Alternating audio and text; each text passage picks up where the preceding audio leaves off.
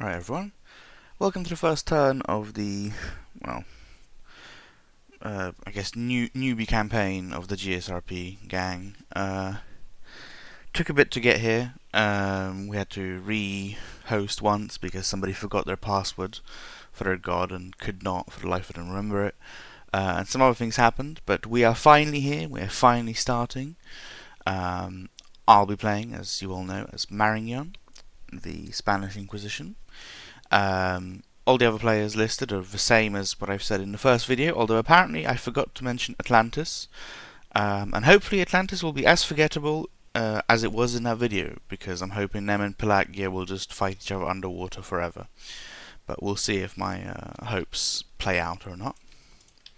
So let's get into it. You all probably know the lore stuff, so you can read it if you'd like.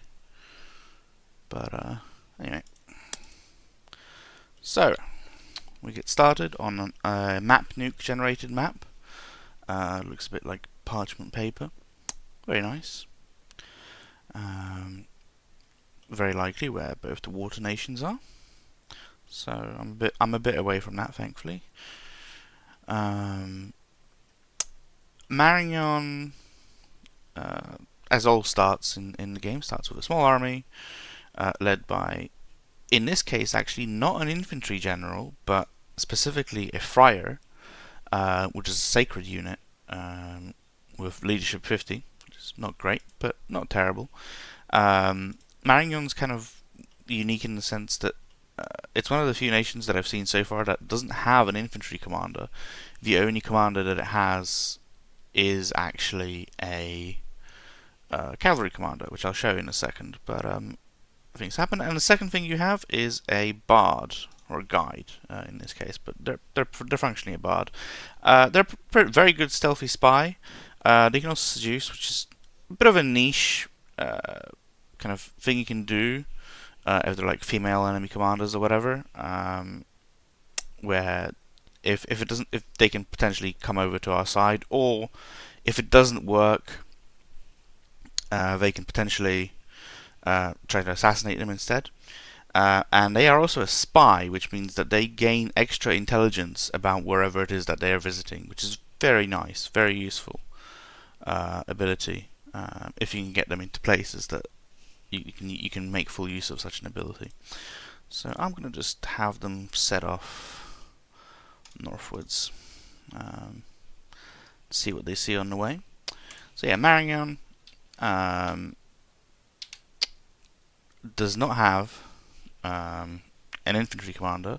The friars generally are used to shuttle troops about and act as sort of early commanders, but you don't want to be building too many of these guys. What you want is the paladins.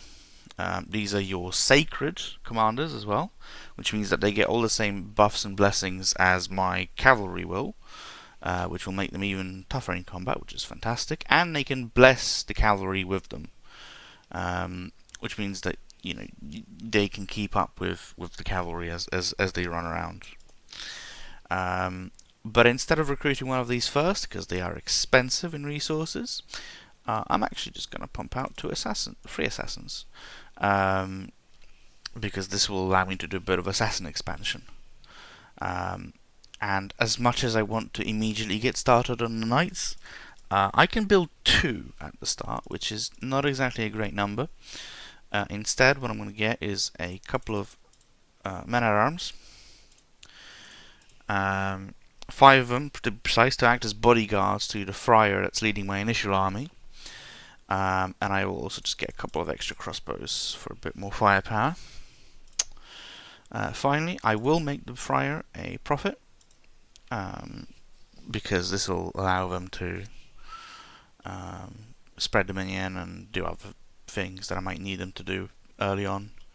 And the bodyguards should keep them relatively safe from whatever might happen to them. Let's see if there's some good mercenaries about. I mean, I guess I'll give it a try hiring them. I don't have anything else to spend my money on.